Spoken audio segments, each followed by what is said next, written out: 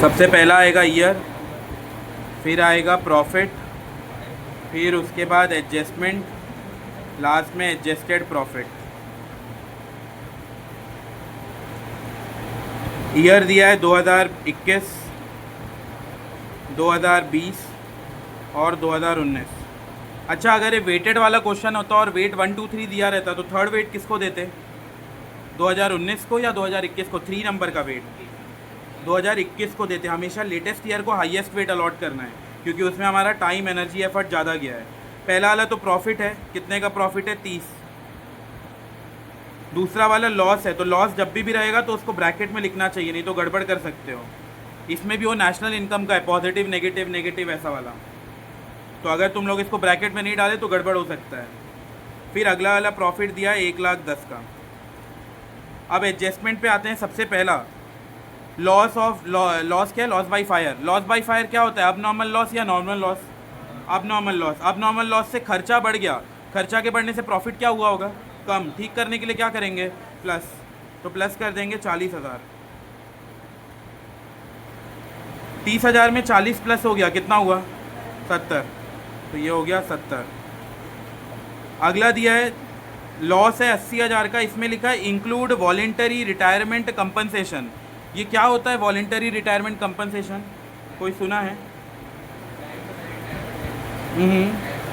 हाँ करेक्ट, यही है। इसमें एडजस्टमेंट में जाके लिखो।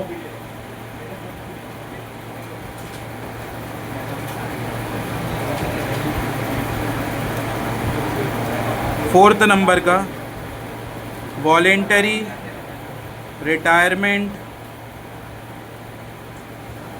एक जगह सारा एडजस्टमेंट लिखोगे ना तो एग्ज़ाम में रिवीजन करते हैं फटाफट सारा एडजस्टमेंट दिख जाएगा।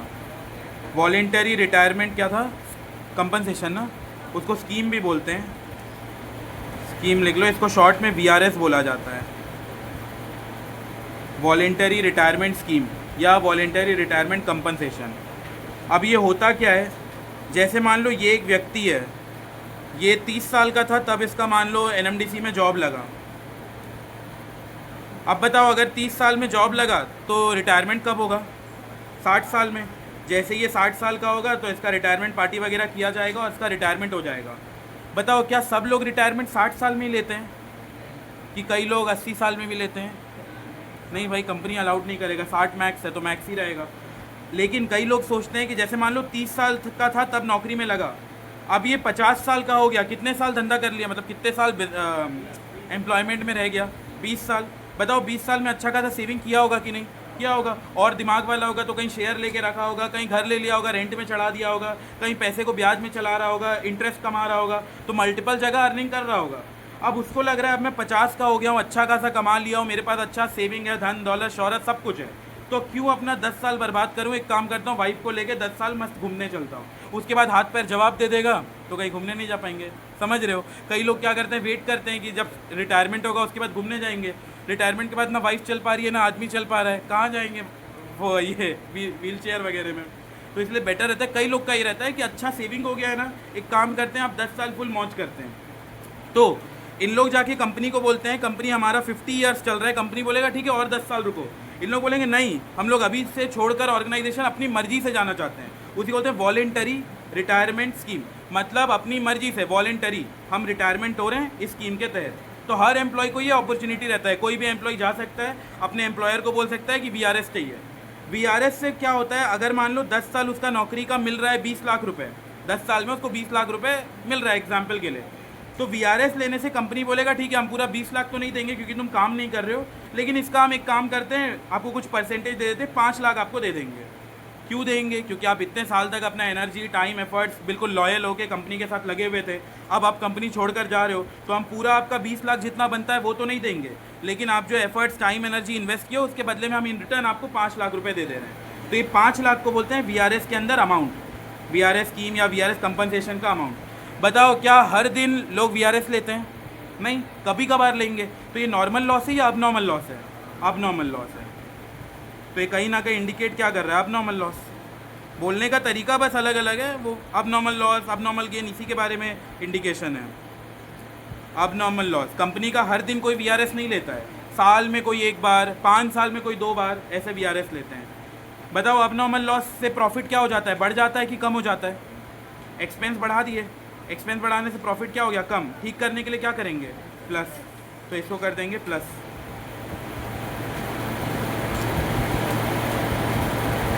प्लस 1,10,000। अच्छा, इसको प्लस करके 1,90,000 आएगा ना? नहीं, हाँ ये माइनस हो जाएगा, याद रखना है। ये वाला जो है ब्रैकेट में और ये वाला प्लस में है, तो नेगेटिव पॉजिटिव नेगेटिव हो जाएगा। इसको ये मत कर देना 1,10,000 प्लस 80 1,90,000 दिखा रहे हो, गड़बड़ हो जाएगा वो। इसीलिए जब भी लॉस रहता है तो उसको ब्रैकेट में दिखाना चाहिए। 1,10,000 है पॉजिटिव का, माइनस कर दो 80, कितना आएगा, 30,000। पॉजिटिव नेगेटिव नेगेटिव हो गया। अगले पे आते हैं। 2019 में 1,10,000 का प्रॉफिट हुआ है और गेन ऑन प्रॉफिट, असेट को बेच के पैसा कमाए हैं। बताओ असेट को बेचना नॉर्मल गेन है या अब नॉर्मल गेन है? क्या हर दिन असेट बेच देते हैं क्या?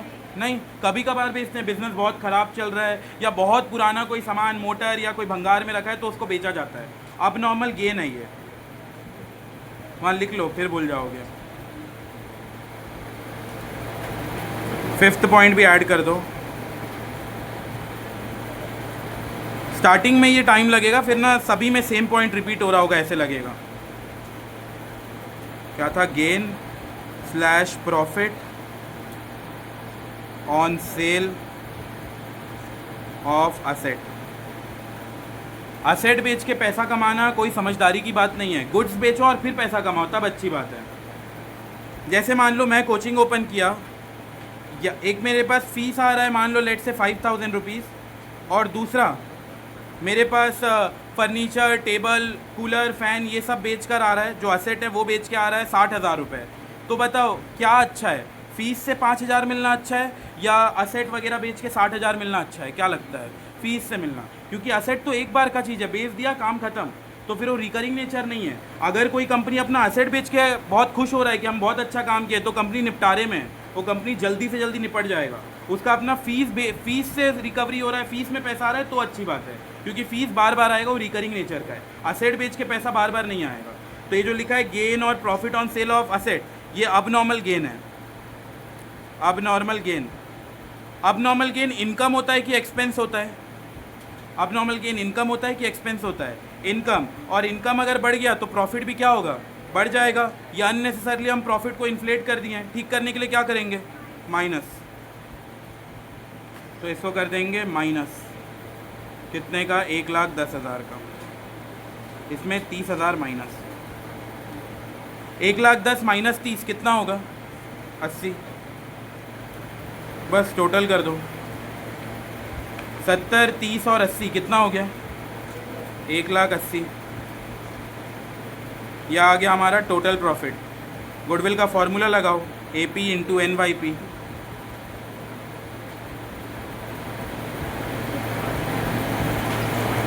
Goodwill equals to average profit into NYP।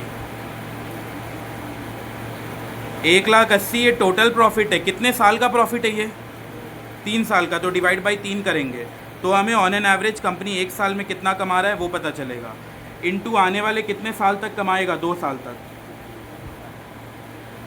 1,80,000 को डिवाइड बाई 3 करेंगे, कितना आएगा, 1,80,000 को डिवाइड बाई 3 करो, कितना होगा, 60।